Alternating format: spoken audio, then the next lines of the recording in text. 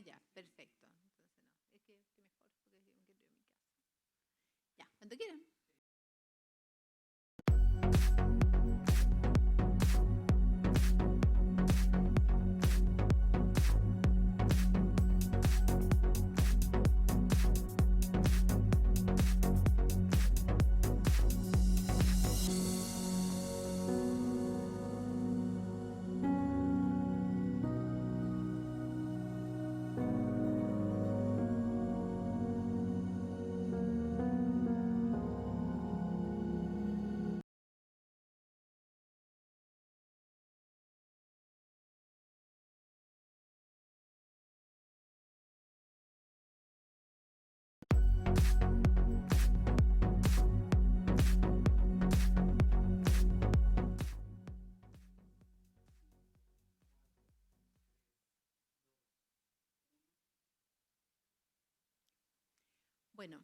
Bueno, muy buenas tardes.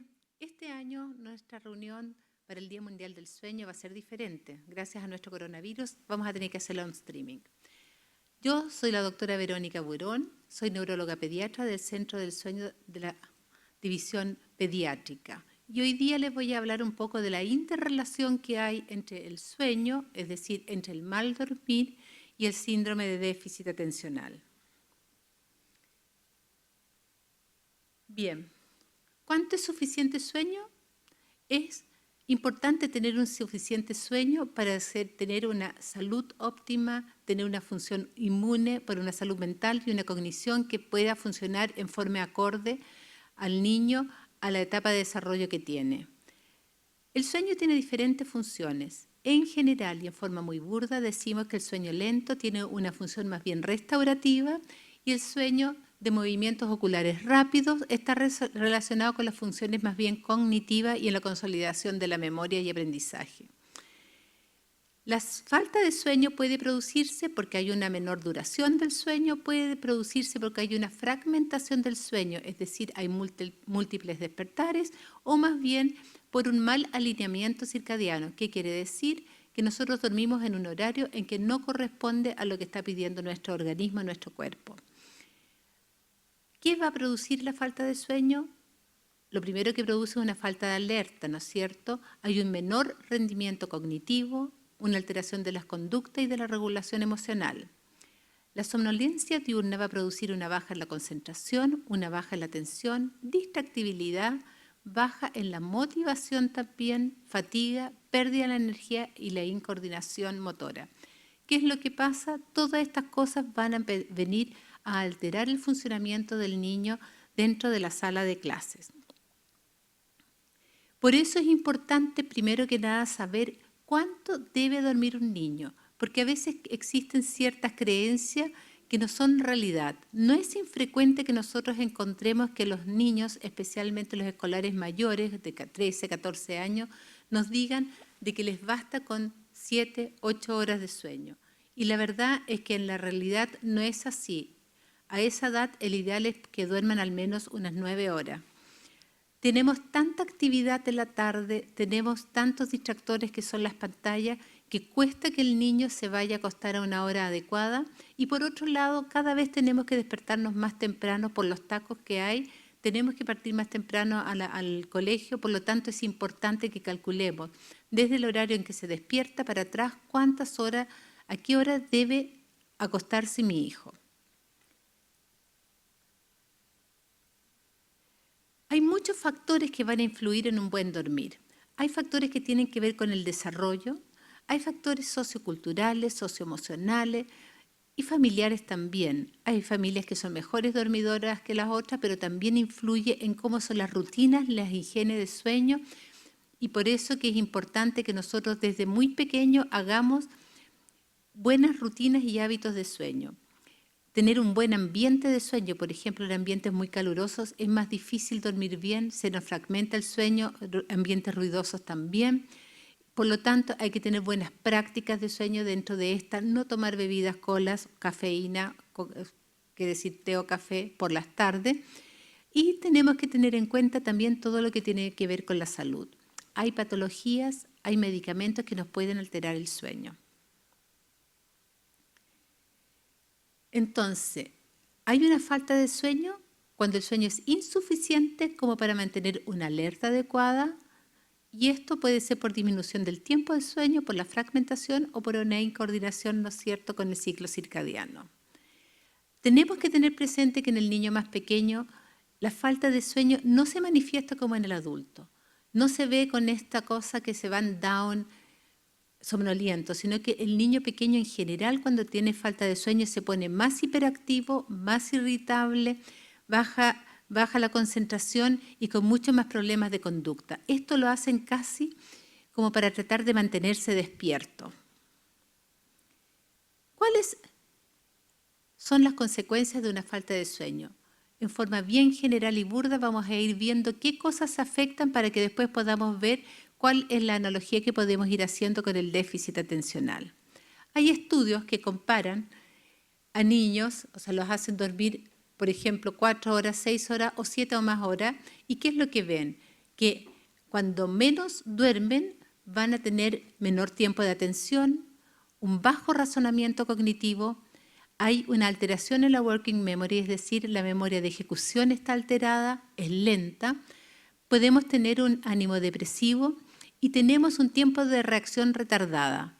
Esto ya lo vemos después de 14 días de que tenemos falta crónica de sueño.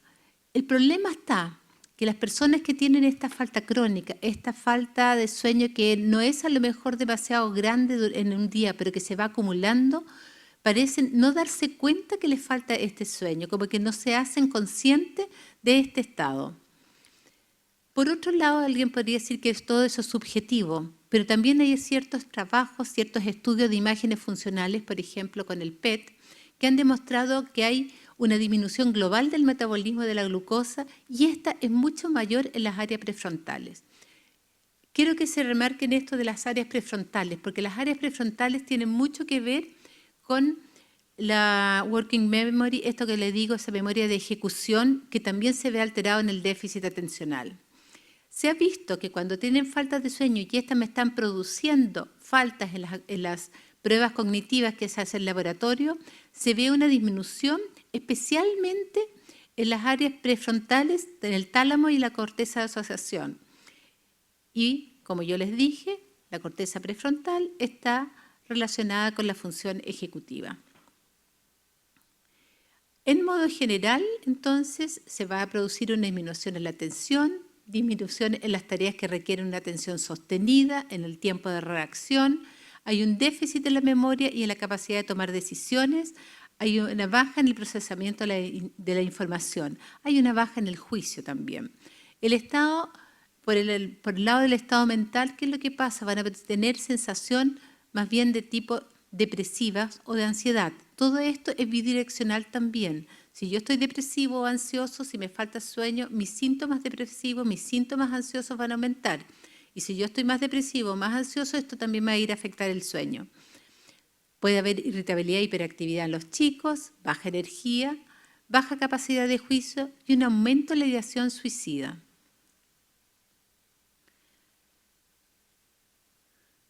En general, se puede decir que los niños, bueno, los adultos también, que tienen faltas de sueño, especialmente si tenemos estas faltas de sueño crónica o un día que no dormimos nada, disminuye la habilidad para responder en forma rápida y certera. Y esto lo podemos ver en todas esas pruebas neuropsicológicas, por ejemplo, ante el computador.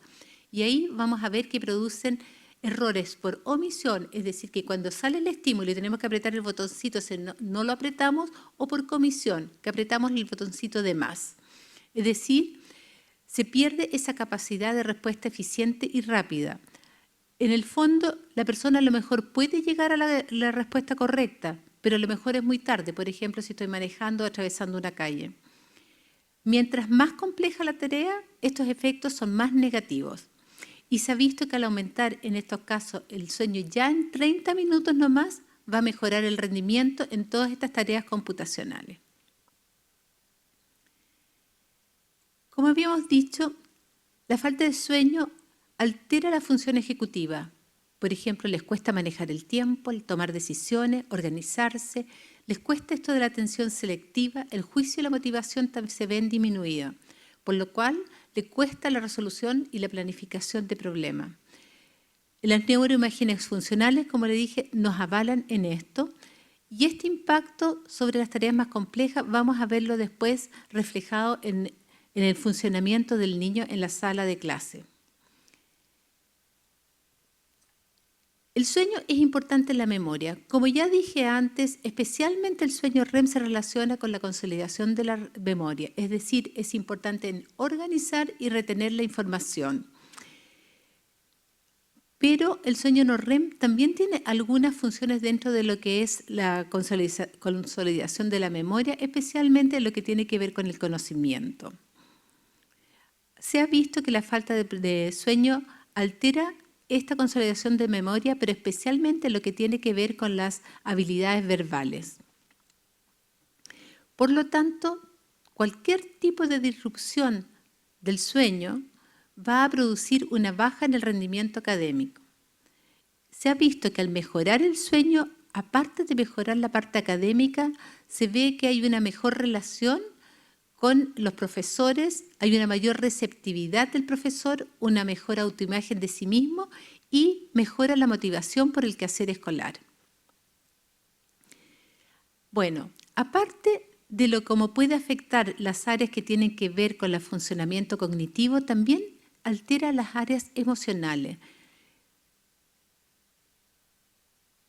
Estudios funcionales, como dije, han mostrado que la privación de sueño altera la interconexión de estas áreas prefrontales, especialmente con las áreas límbicas, y por lo tanto va a alterarse el control emocional.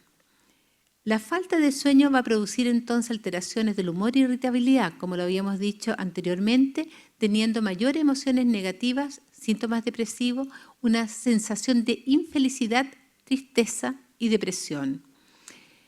En esto, como habíamos dicho, hay una relación bidireccional y como sabemos, los escolares, especialmente los escolares mayores, tienden a decir que funcionan mucho mejor en las tardes, tienden a chutear todo hacia la tarde, lo cual hace que finalmente se acuesten tarde, pero en la mañana tienen que levantarse temprano para ir al colegio. Y todo esto va a llevar a una falta crónica del sueño, lo que le lleva a mayores síntomas de depresión y trastornos del ánimo. Estos pueden ser tan importantes que se ha visto una relación de falta de sueño e ideación suicida. Después de controlar diferentes variables que pudiesen estar interfiriendo o incidiendo, mejor dicho, dentro de una ideación suicida, el dormir menos de 8 horas aumenta en 3 veces el riesgo de tener una intención suicida. El otro ámbito donde afecta es la conducta. Como ya dije, especialmente en los niños pequeños, cuando tenemos falta de sueño, ¿qué es lo que va a presentar? Hiperactividad. Y al parecer hace esta hiperactividad como compensación, como para tratar de mantenerse despierto. Además, van a aumentar las conductas oposicionistas desafiantes, también las conductas agresivas. Y si nosotros vemos hiperactividad, alteraciones de conducta, son más frecuentes en los niños con déficit atencional. Algunos estudios, por ejemplo, han demostrado que los niños con falta de sueño con mayor frecuencia son, como quien dice, retados o les llama la atención ya sea el profesor o sus padres. Entonces, ¿qué pasa con el déficit atencional? Owens, que es uno de los referentes para nosotros dentro de lo que tiene que ver el sueño pediátrico, dice de que la disrupción del sueño puede imitar un déficit atencional, pero también el déficit atencional puede producir trastornos del sueño o también el trastorno del sueño puede alterar un poco el fenotipo, es decir, la forma en que se presenta ese déficit atencional.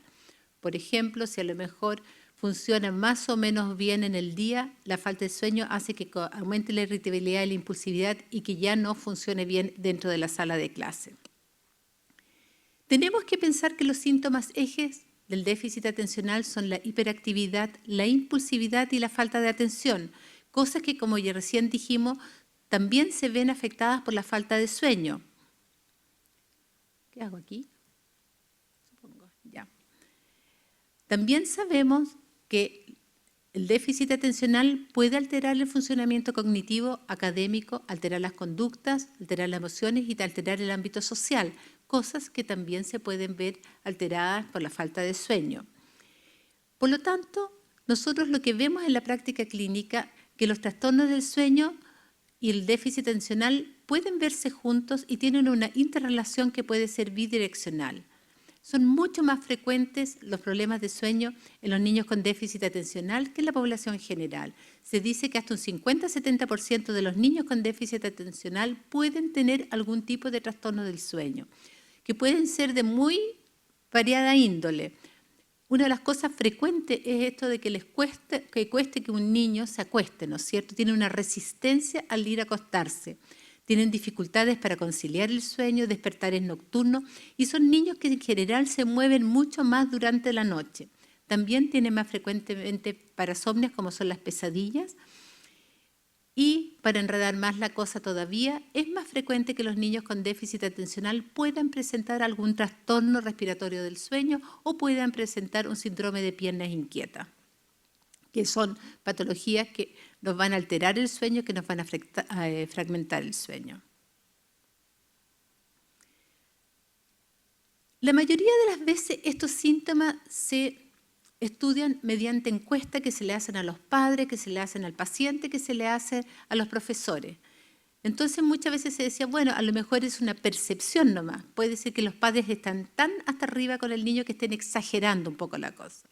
Entonces, sí se han hecho también estudios con algunas mediciones que son más objetivas, como por ejemplo con la polisomnografía. Y también nuevamente que encontramos que aumenta la prevalencia del síndrome de piernas inquietas.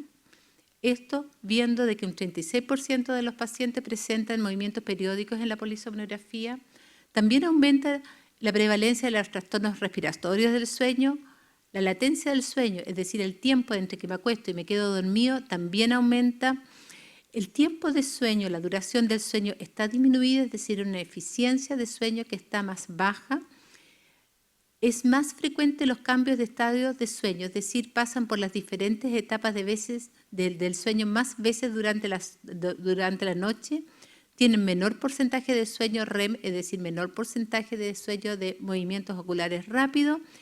Y, como ya dije, tienen mayor actividad nocturna. Otro examen con el que se estudia es la actigrafía, que lo que pretende ver es cuánto se mueven en la noche y con eso ir junto con un horario de sus sueños y cómo fue que lo hizo día a día para ver cómo se comporta en la noche si se despierta en la noche. ¿Y qué es lo que se vio? Una mayor latencia al sueño, al igual que con la polisomnografía, pero también hay una mayor variabilidad del día a día. Es decir, no son niños que tienen rutinas tan claras, sino que un día puede ser de una manera y el otro día puede ser de otra manera. Y especialmente los niños más grandes lo que vemos es eso de que tratan de recuperar el sueño en el fin de semana, lo cual nos altera esta rutina, esta higiene de sueño con estructura más permanente y sólida. Como dijimos por otro lado, la falta de sueño puede aumentar los síntomas del déficit atencional, como son la hiperactividad, la impulsividad, y finalmente va a alterar el rendimiento académico. Se ha visto que los niños con déficit atencional que tienen además un trastorno del sueño, a largo plazo tienen un menor pronóstico cognitivo y conductual. Todo esto va a afectar la calidad de vida, no solamente del niño, sino que también de la familia. Va a afectar la salud mental de los papás, porque estos papás se acuestan tarde porque el niño se quiere dormir. No es infrecuente que los niños lleguen a la mitad de la noche a donde los papás, y por lo tanto el mismo papá va a tener menor rendimiento laboral, lo cual al final va a ir agotando a toda la familia. Entonces, ¿qué influye en el sueño? Especialmente los niños de déficit atencional, factores ambientales. Aquí tenemos que pensar también en los límites. Son niños que les cuesta seguir los límites, les cuesta seguir normas, y aquí entonces los padres tenemos que ser mucho más firmes en tratar de ponerles buenos límites para poder tener una buena rutina de sueño y no esto de pelear en la noche 1 o 2 horas hasta que logremos que se metan a la cama. Pero también hay que buscar las comorbilidades médicas y psiquiátricas. Si uno compara la población de los niños con déficit atencional con la población general de los niños de la misma edad, es más frecuente que los niños con déficit atencional presenten trastornos oposicionistas desafiantes, que de por sí entonces van a ser niños que va a ser más difícil de poner límite. Y por lo tanto se van a oponer a ir a acostarse a la hora que se lo está pidiendo. También es más frecuente los trastornos de tipo ansioso. Y obviamente que un niño ansioso le da más susto quedarse solo en la cama y tampoco va a querer irse a la cama a la hora que se le está pidiendo. Pero otro tema que tenemos que ver es el uso de los medicamentos que se usan para el déficit atencional, como son los psicoestimulantes, pues estos también pudiesen tener algún efecto sobre el sueño. Entonces tenemos que tener claro de que a veces la falta de sueño se puede confundir con un déficit atencional.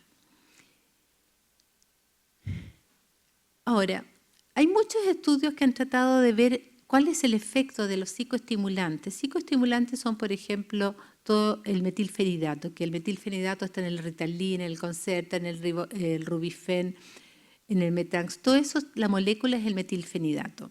También, obviamente, los derivados de las anfetaminas.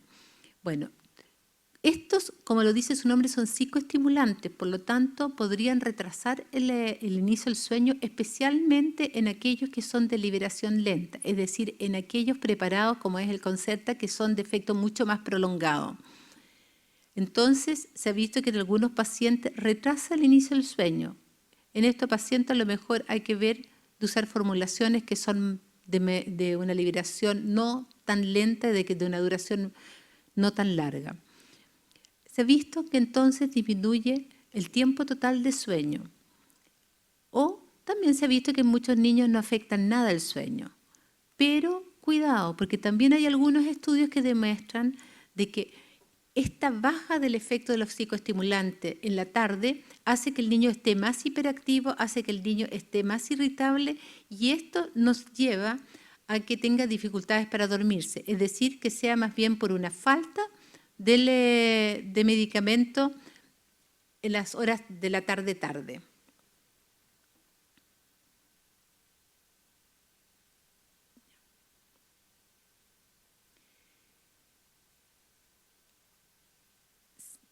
Se ha visto también de que los niños, especialmente los escolares mayores, al llegar a la adolescencia, los escolares mayores, el adolescente, digámoslo así, tiende a tener lo que nosotros llamamos la fase de sueño retardada. ¿Qué quiere decir?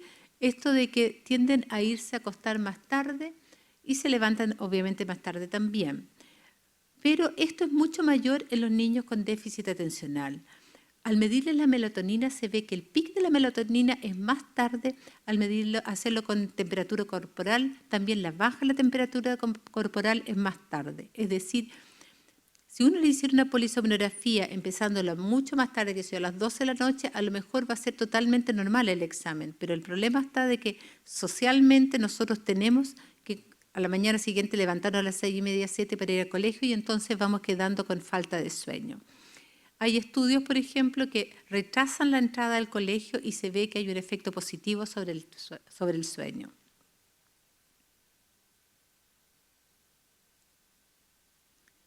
Entonces, como mensaje, cuando tenemos un niño que pensamos que tiene un déficit atencional, no olvidemos evaluar el sueño. Primero, porque puede ser que a lo mejor la gran mayoría de esos síntomas son por esta falta de sueño y al tratarlos bien se nos va desinflando el diagnóstico de déficit atencional, o puede ser que el niño tenga un déficit atencional y esta falta de sueño nos empiece a empeorar todo lo que es la sintomatología, todo lo que son las manifestaciones clínicas. Por lo tanto, cuando estamos ante un niño que sospecha de un déficit atencional, tenemos que evaluar el sueño, ver cuáles son sus hábitos de sueño. Aquí es bien importante dentro de la casa hacer buenas rutinas de sueño para que el niño se vaya a acostar a la hora deseada, para que logremos tener la cantidad de sueño que requiere por la edad que tiene. Sabemos que hay algunos factores conductuales que contribuyen al mal dormir, pero nosotros como papás tenemos que ver cómo vamos a manejar esas conductas de tal manera de que duerma mejor. Sabemos que tiene alteración en el ritmo circadiano, tenemos que tratarlo. Y tenemos que hacer una evaluación en aquellos que están con medicación, si ésta pudiese tener alguna injerencia en que el niño no esté durmiendo bien. Por otro lado, tenemos que ver de posibles causas médicas y comorbilidades que pudiesen estar alterando. Tenemos que evaluar dentro de lo que es la patología intrínseca del sueño los trastornos respiratorios del sueño. Sobre todo en los niños escolares más pequeños tenemos que ver si es un respirador bucal, si tiene las amígdalas hipertrofiadas, por lo tanto en ese caso habría que derivarlo al otorrino para que lo evalúe y ver si es necesaria una cirugía. Y no tenemos que olvidar preguntar en la anamnesis, es decir, en la historia clínica, por los síntomas de piernas inquietas. Es decir, si es un niño que en la noche tiene que mover mucho las piernas, que siente esa necesidad imperiosa de moverlas porque tiene una sensación rara, como un burbujeo, como unas hormiguitas que le molesten las piernas, que pida que la mamá se las masajee, pudiese ser que estemos ante un niño que tiene un síndrome de piernas inquietas.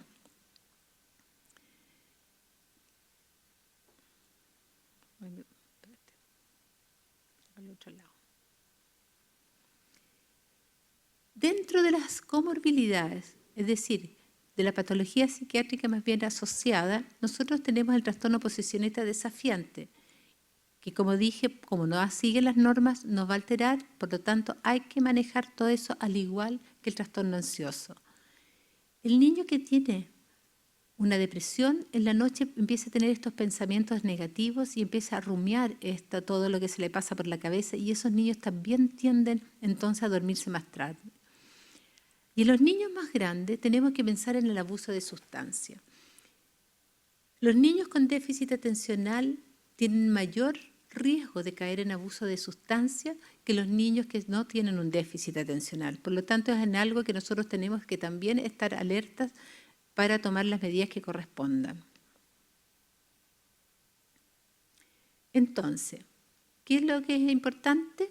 Establecer buenos hábitos de sueño, tener cuidado con el uso de bebidas que contengan cafeína o las bebidas energizantes que nos pueden alterar el sueño, tratar los factores de conducta, establecer un ritmo de sueño, un ritmo circadiano adecuado. Ahí podemos ir cambiando gradualmente la hora de dormirse, porque es imposible un niño que se me está durmiendo en las vacaciones a las 2 de la madrugada que al día siguiente se me vaya a dormir a las 8 de la noche.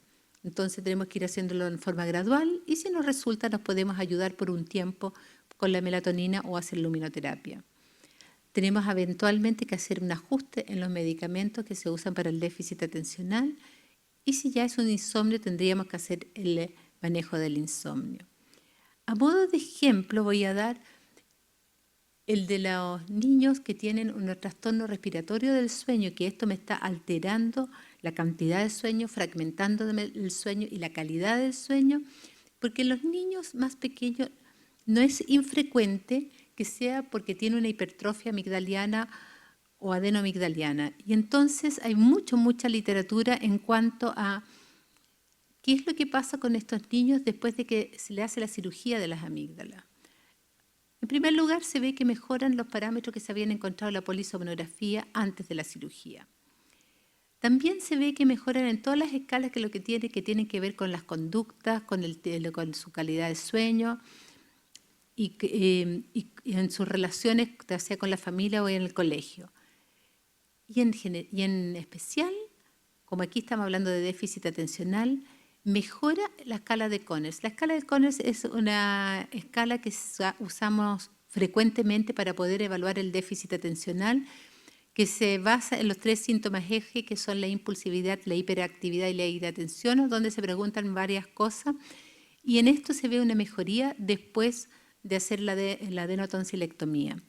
Pero ¿qué es lo importante? Que incluso haciendo el seguimiento a largo plazo, esta mejoría, aunque en menor grado, se sigue manteniendo en el tiempo. Con esto, de alguna manera, nosotros demostramos, ¿no es cierto?, que una buena calidad nos ayuda a disminuir los síntomas de déficit atencional y, obviamente, los niños que no eran, a que desaparezcan estos síntomas. Por lo tanto, lo más importante en todo esto es que tengamos, desde muy pequeños, tengan o no tengan el diagnóstico de un déficit atencional, la costumbre de hacer un buen hábito de sueño y tener buenas rutinas de sueño. En otras palabras, El sueño interfiere en la conducta, interfiere en la adquisición de conocimiento, a la larga en la concentración, va a ponerme más hiperactivo, más oposicionista, lo que va a interferir en mi rendimiento académico y en mi inserción escolar. Por lo tanto, tenemos que tener cuidado y tenemos que tratar bien el sueño y tener presente que los niños con déficit atencional pueden tener un empeoramiento de sus síntomas, puede que sus síntomas estén mucho más exacerbados debido a que tenemos una alteración del sueño y tratando esto, pudiese ser que ese niño se inserta mucho mejor en todos los ambientes, dentro de eso el ambiente escolar. Gracias. Bueno, ahora le toca a la doctora Verónica Meri, Victoria, siempre digo Verónica. La doctora Meri les va a hablar del sueño en el adulto. Gracias.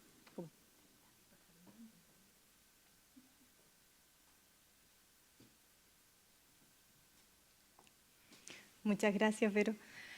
Gracias a todos los que se conectaron hoy día por streaming. La verdad que dada la contingencia nacional son unos valientes, pero sirve para distraerse y también para aprender y concentrarse en otra cosa por un ratito.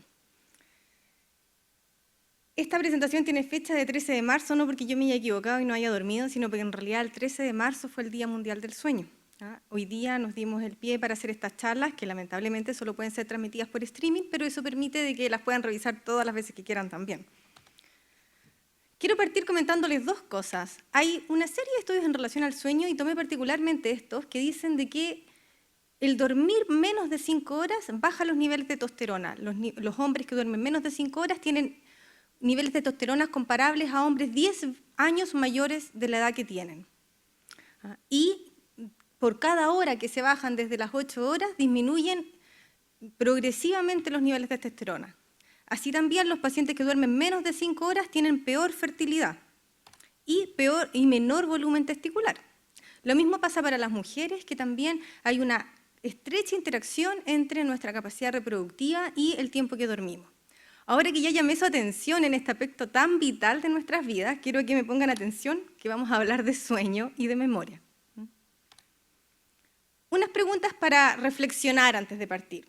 ¿Durmió lo suficiente anoche? ¿Cree usted que durmió lo suficiente anoche? ¿Puede recordar cuándo fue la última vez que despertó fresco y descansado en la mañana?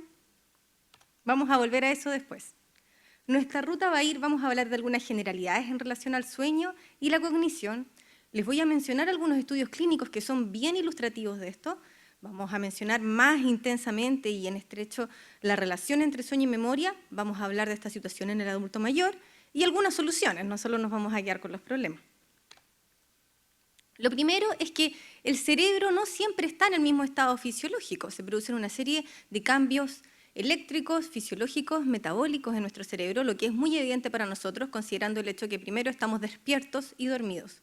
Pero así también el sueño no es un estado homogéneo, sino que es un mecanismo activo en el cual se producen una serie de cambios biológicos, hormonales, metabólicos, y que son muy estructurados. Y así pueden ver en esta figura que, por ejemplo, durante el sueño baja la temperatura corporal, baja el volumen urinario, vuelve a aumentar durante la madrugada, aumenta el flujo cerebral, baja la presión arterial, suben los niveles de melatonina, que es una hormona ampliamente quizás al menos conocida por todos, bajan los niveles de cortisol y luego vuelven a subir, aumenta la hormona del crecimiento y así una serie de cambios hormonales, metabólicos, fisiológicos que hacen de que el sueño no sea un estado homogéneo, sino que también está compuesto de múltiples partes, donde ello a grandes rasgos se divide primero en un sueño no REM y en un sueño REM, y a su vez el sueño no REM se divide en etapas 1, 2 y 3, considerándose como la etapa 3, como lo que hablamos de sueño profundo idealmente, y que es esa etapa en la que uno toma a los niños y están como lana y uno los puede cambiar y hasta cambiarles los pañales sin que se despierten,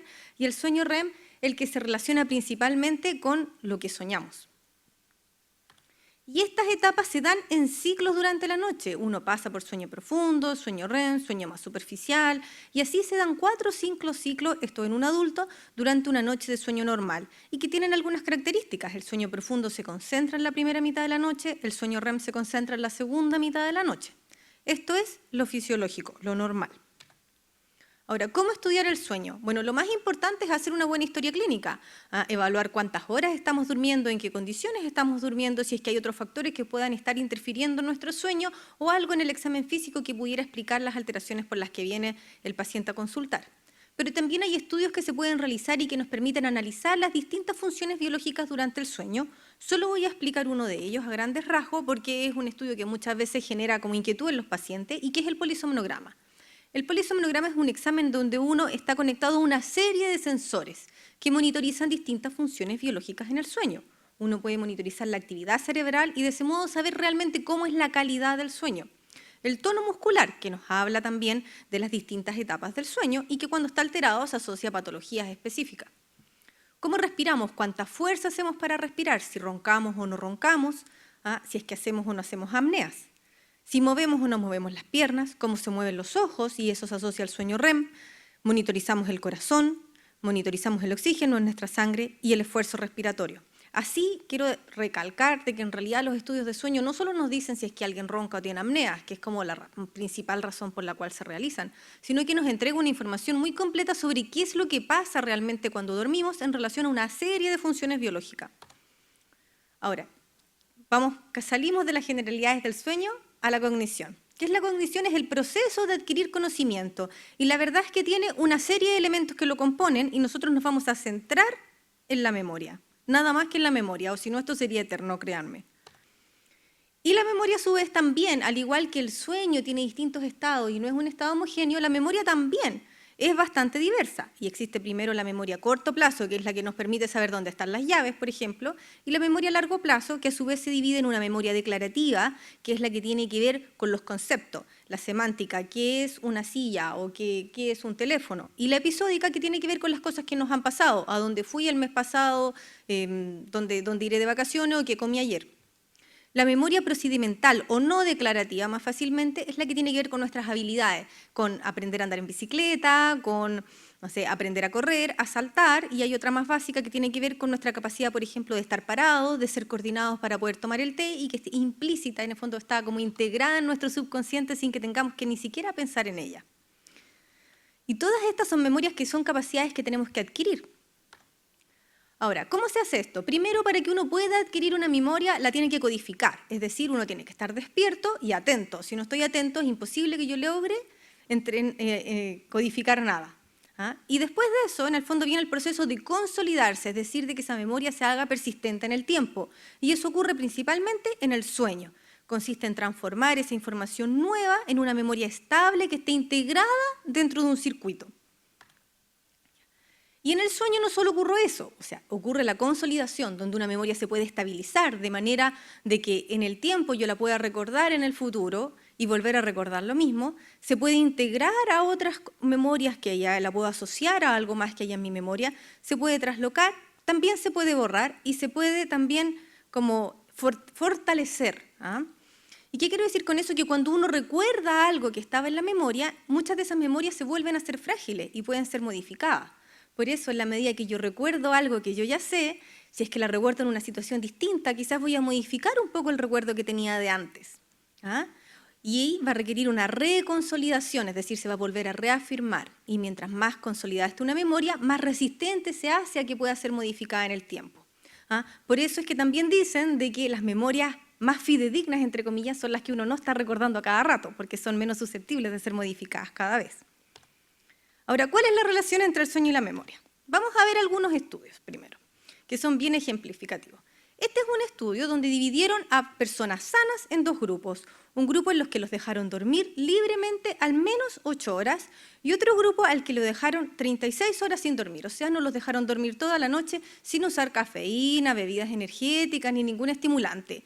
Bien miserable para ese grupo. Y después de eso se les dio un grupo de palabras, y después de esta noche de privación de sueño o de sueño normal, se les hizo aprender un grupo de palabras y un grupo de conceptos que tenían contenido emocional. ¿Qué fue lo primero que vieron? De que el grupo que no había dormido la noche antes de aprenderse estas palabras tenía un 40% menos de retención en general.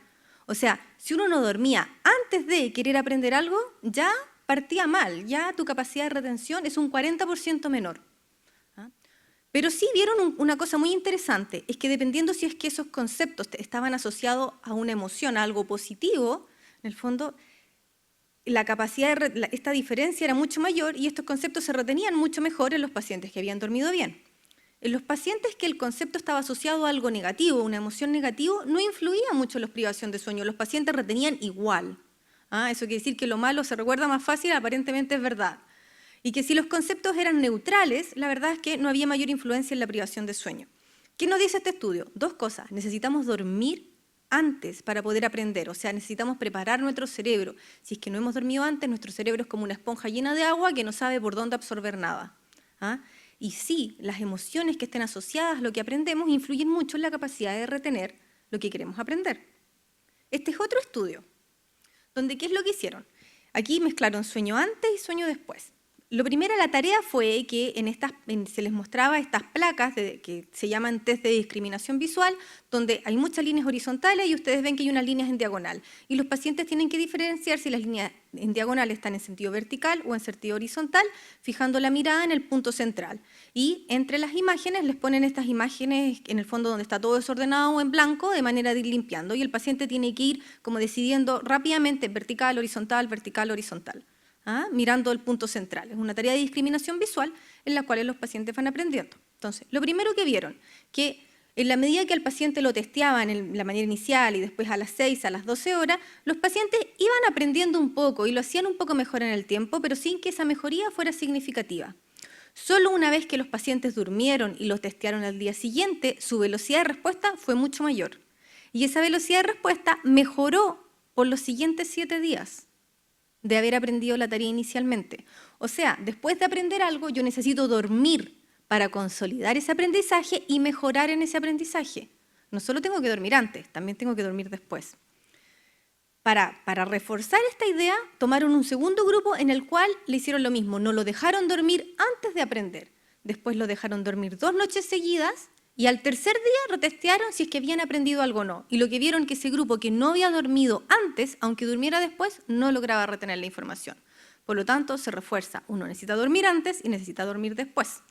Y se vio de que la relación entre aprender, porque ¿qué hacía que cuando durmieran aprendieran? ¿Y qué es lo que vieron? De que la capacidad de aprender post-sueño estaba muy relacionada a la cantidad de sueño REM y a la cantidad de sueño de onda lenta. Que eso voy a explicar después qué tipo de sueños son. Un último ejercicio que les voy a mostrar ahora. Este es un estudio que se llama de una secuencia de tipeo y usando la mano no dominante hay un tablero con una secuencia de números y los pacientes tienen que ir tipeando con su mano no dominante esas secuencias de números. Se hacen 12 corridas, en el fondo de 30 segundos con 30 segundos de descanso. Lo que uno ve primero acá es que hay una curva de aprendizaje. O sea, inicialmente los pacientes aprenden a hacer el procedimiento.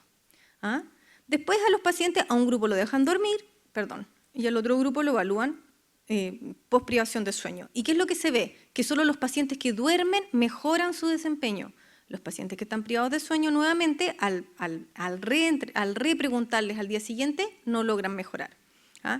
¿Y qué es lo que ven aquí? Primero ven de que le hicieron la primera prueba y les enseñaron a las 10 de la mañana y lo testearon después de estar despiertos en la noche, a las 10 de la noche. Ya se me perdió el mouse, aquí. Y ven de que en realidad, aunque uno les dé tiempo durante el día, 9 horas durante el día de práctica, la mejoría no alcanza a ser esencialmente significativa. O sea, no mejoran tanto realmente, pudiera corresponder solo al azar. Solo después de dormir, al tercer día, o sea, testearlos a la mañana siguiente, sí hay una mejoría significativa. En este grupo de acá lo que hicieron fue que les enseñaron en las mañanas, los testearon en la tarde, pero no los dejaron practicar entre medio, pensando en que a lo mejor el estar practicando durante el día podía como sobrecargar el sistema o algo así. Pero la verdad es que no hace gran diferencia y que solo mejoran después de dormir. Y este segundo grupo los testearon en la mañana y solo los testearon al día siguiente y al día posterior a ese y vieron de que sí, que en realidad lo más importante era dormir post.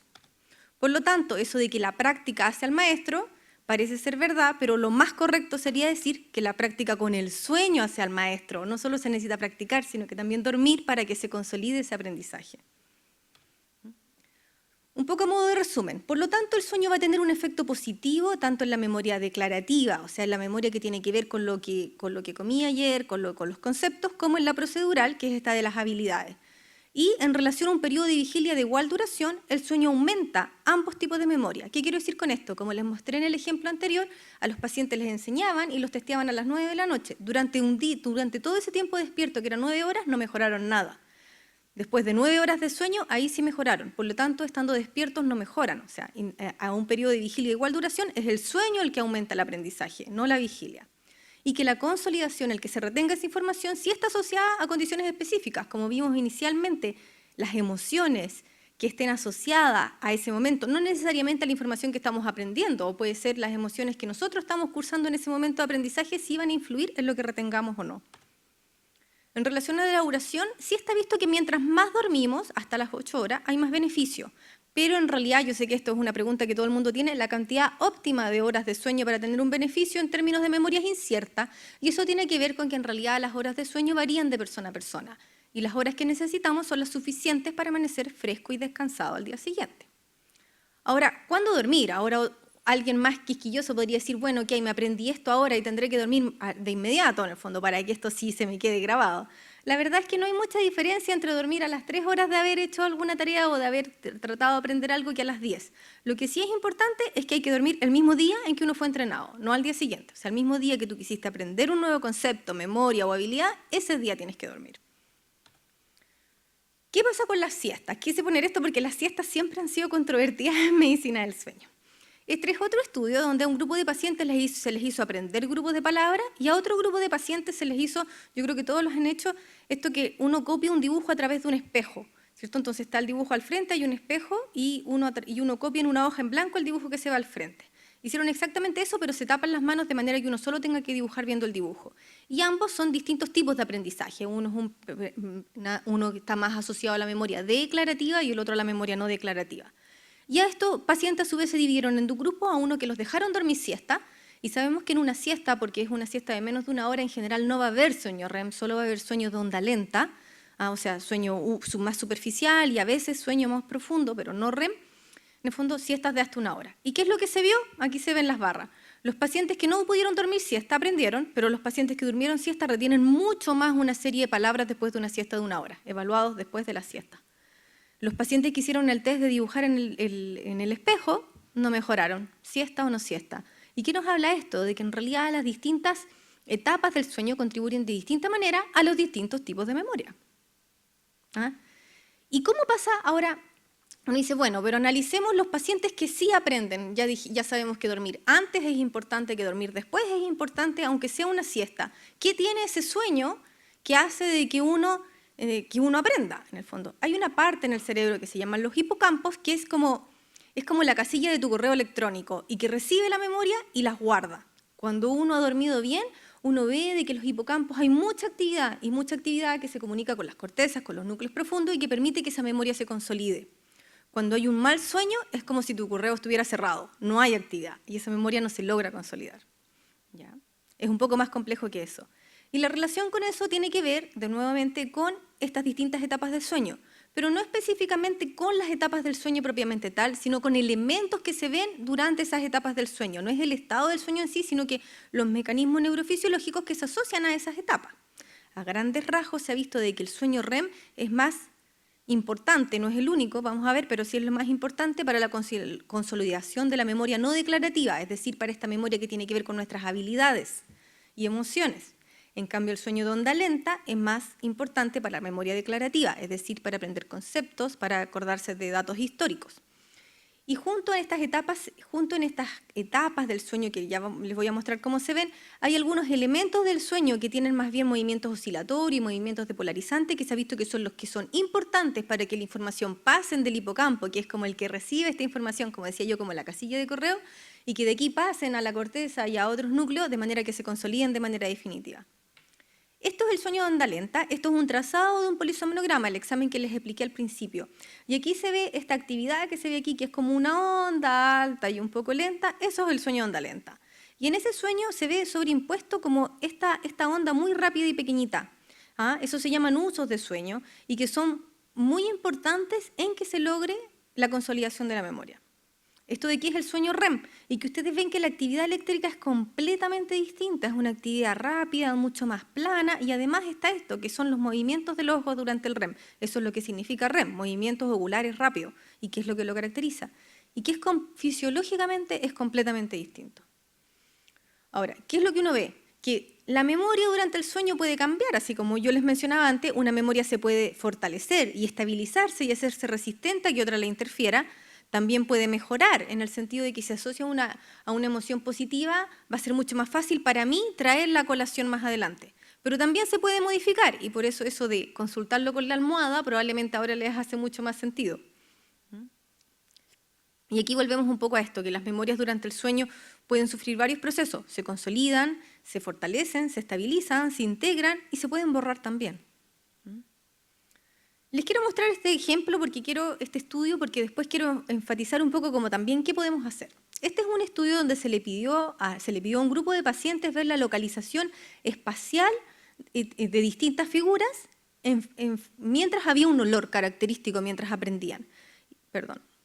Y durante la noche fueron expuestos a ese olor y al día siguiente se volvieron a testear. ¿Y qué se vio? Que cuando los pacientes fueron expuestos al mismo olor durante el cual estaban aprendiendo la información durante el sueño de onda lenta, la actividad hipocampal y su capacidad de recuperar esa memoria y de retener mejoró significativamente, o sea, muchísimo, sobre un 40%. Cuando fueron expuestos a ese olor durante el sueño REM, no pasó nada. Y cuando fueron expuestos al día siguiente durante ese olor, tampoco pasó nada. ¿Qué nos dice esto? De que, en el fondo, uno puede eventualmente potenciar el aprendizaje durante el sueño. Esta es una clave que vamos a ver más adelante. ¿Qué pasa con los adultos mayores? Bueno, lamentablemente en la medida que uno envejece, así como hay varias cosas que se pierde la elasticidad en la piel, en el fondo se van doliendo las articulaciones, también el sueño tiene variaciones. Y ahí se ve de que principalmente hay una disminución en la cantidad de sueño de onda lenta, que es este que está en verde. O sea, justo este sueño que hemos estado hablando todo este rato, que aparentemente es tan importante en la consolidación de la memoria, disminuye. También se ve de que aumenta el tiempo despierto, o sea, el sueño es más fraccionado. Más que disminuir tan significativamente la cantidad total de sueño, que si bien disminuye un poco, los cambios más significativos son este fraccionamiento con aumento de despertares y la disminución del sueño de onda lenta. Y eso, viendo ese himnograma que yo les mostré al principio, que es este gráfico como de la calidad del sueño, que idealmente debiera ser así, como 4 o 5 ciclos de sueño REM, profundo, superficial, en un adulto mayor se ve mucho más fraccionado, con más despertares y menos estructurado. ¿Y qué es lo que pasa? Si uno mide la actividad cerebral en los pacientes adultos mayores, se ve que primero estas ondas lentas, lo azul muestra es la diferencia entre un adulto mayor y una persona joven. Y mientras más azul quiere decir que más diferencia hay. O sea, en un adulto mayor, sobre todo en la corteza prefrontal, se ve de que hay mucho menos actividad de onda lenta de la que hay en un adulto joven. Y así también estos usos, que son estos que yo les decía, que se ven muy relacionados a que la información pase de los hipocampos al resto del cerebro y se logre consolidar, también hay mucho menor densidad de usos en el cerebro de un adulto mayor, sobre todo en la corteza prefrontal. Entonces, se supone que uno tiene que dormir antes de aprender para poder codificar la información. Y ya vimos que para eso son súper importantes los usos de sueño y la onda lenta. Y los adultos mayores tienen mucho menor usos de sueño y onda lenta y por lo tanto su capacidad de aprender ya está significativamente disminuida. Por otro lado, para que se consolide la información, uno tiene que dormir después de haber aprendido algo. Y de nuevo aquí es muy importante el que se produzca este sueño de onda lenta con estos usos. Y hay menor concentración. Por lo tanto, hay mucho menos actividad en estos hipocampos y por lo tanto la retención a largo plazo también es más mala. O sea, lamentablemente este deterioro cognitivo en parte es fisiológico. Obviamente digo en parte porque no es fisiológico de que llegue a ser ya invalidante para la persona. Y hay otras situaciones especiales. Pero sí, en el fondo, esto que uno diga que cuesta más aprender en la medida que uno envejece, es verdad. ¿Cómo mejorar? A ver, bueno, primero es importante dormir la cantidad de horas necesarias y como dije al principio, la cantidad de horas necesarias varían de persona a persona y hay personas que de verdad necesitan 8 horas, ese es el promedio, hay personas que necesitan 12, hay personas que necesitan 4. Sinceramente, no se queden con las 4, la cantidad de personas que son dormidores cortos, y así se llaman a las personas que duermen menos de 6 horas, son mínimas, y no son las que duermen 4 horas y le andan ladrando a todo el mundo al día siguiente, sino que son las que duermen 4 horas y andan felices, hacen un millón de actividades y funcionan súper bien, son las menos. Después de que el sueño sea de buena calidad, o sea, no solo basta dormir harto, o sea, si alguien dice duerme 20 horas, pero en realidad ronca toda la noche o se mueve toda la noche o en su pieza, no sé, su pieza duerme encima de la cama con ropa hasta dura, rota, lo que sea, en el fondo tampoco va a tener un sueño de buena calidad. Se necesitan tener tanto las condiciones ambientales como una buena calidad de sueño para que el sueño sea de buena calidad. Y descartar de que no estén medicamentos interfiriendo en el sueño, de que no hayan patologías respiratorias del sueño como la apnea, de que no hayan movimientos periódicos durante el sueño, en el fondo, o de que en el fondo es normal que en situaciones de estrés o de angustia el sueño no sea de tan buena calidad tampoco. Y como también potenciando el sueño. Y esto de aquí les va a parecer interesante, cómo uno podría como potenciar el sueño para aprender más. Y aquí hay varias cosas. Primero, la temperatura. Está demostrado que los baños con agua tibia, yo puse un bebé porque es más decoroso, obviamente, ayudan a aumentar el sueño de onda delta, o sea, el sueño profundo, ese sueño de onda lenta que les he hablado todo el rato que tiene que ver con la memoria, aumenta con un baño de agua tibia. ¿Por qué? Porque aumenta la temperatura corporal y al aumentar la temperatura corporal se relaciona directamente con un aumento del sueño delta. Si uno toma aspirina para bajar la temperatura, ya no aumenta el sueño delta. Ahora, sí no se ha visto que necesariamente aumente los usos de sueño, y esto es algo que está en estudio, pero es algo fácil de practicar y seguro. El ejercicio, tanto el ejercicio agudo, porque ya va a aumentar la temperatura, y obviamente no justo antes de acostarse, sino durante el día, igual que la memoria. Así como pero principalmente el ejercicio constante. Las pacientes que realizan ejercicio como ya de manera rutinaria y que son buenos deportistas, se ha visto de que eso, tanto por el aumento de la temperatura corporal como a través de la liberación de citoquinas que están relacionadas al sueño y también a través de mecanismos hormonales que incluyen el factor de crecimiento de la insulina y el factor de crecimiento, tienen un aumento del sueño de onda lenta y un aumento de los usos de sueño y por lo tanto tienen una mejor capacidad cognitiva. Estos no son todos hijos míos, solo estos dos de acá y los otros son primos. La meditación. Aunque ustedes no lo crean, la meditación es una de las cosas que está bien estudiada y está estudiado que la meditación aumenta distintos tipos de memoria. Aumenta la memoria ejecutiva, aumenta la atención, aumenta la comprensión, en el fondo. ¿Y qué es lo que ocurre? Que durante la meditación se estimula mucho la plasticidad, la capacidad de entrenar la memoria y de enfocar la atención. Y eso está demostrado de que aumenta el sueño de onda lenta y que aumenta los usos de sueño, ambas cosas. Ahora, lo que no se han hecho estudios todavía o que falta complementar o cerrar el círculo es de que el aumento de esas ondas post-meditación realmente mejore la retención. Sí se ha visto que el aumentar la onda lenta mejora la retención, pero no se ha visto si en relación a la meditación ocurre exactamente así. Pero nuevamente es algo que podemos hacer fácilmente y que no tiene riesgo. Aquí se me ocurrió la actividad sexual y la prolactina. Tampoco quise poner un gráfico porque no era muy decoroso.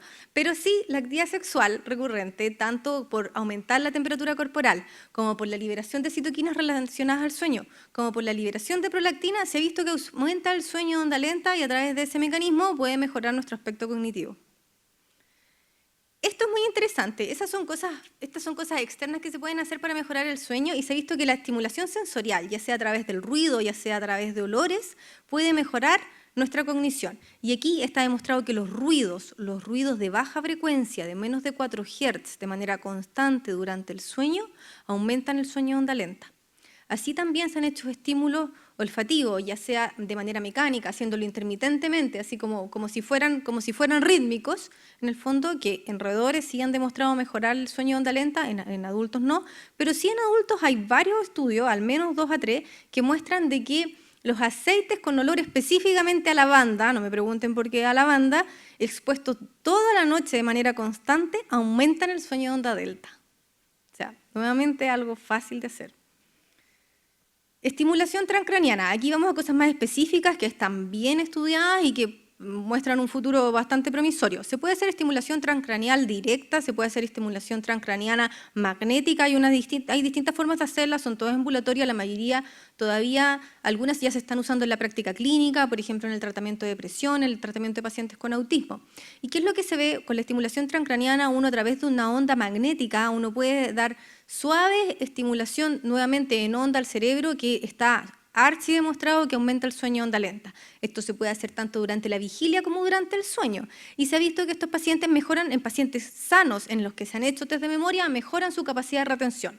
Y aquí tenemos una herramienta como súper directa para tratar a pacientes que tienen problemas cognitivos.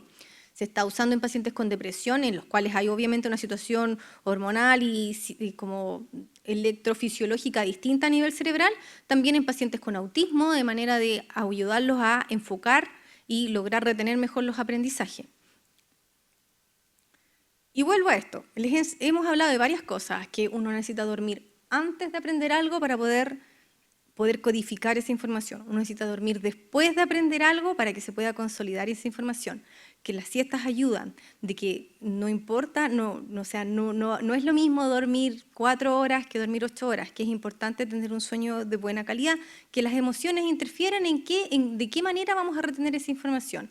Entonces, vuelvo a lo mismo, ¿durmió lo suficiente anoche? ¿Puede recordar cuándo fue la última vez que despertó fresco y descansado en la mañana? O sea, nuevamente, con esta información espero que le quede claro que dormir no es una pérdida de tiempo. A mí me gustaría decir que dormir es un superpoder, porque en realidad uno durmiendo, y yo solo hablé de los aspectos de la memoria y vagamente mencioné el aspecto sexual, pero dormir nos permite mejorar tantas otras cosas de nuestro día a día que no tenemos consideradas. Muchas gracias. Gracias a todos los que se conectaron por streaming y sobre todo en estos tiempos en que estamos enfrentados a situaciones difíciles. Muchas gracias.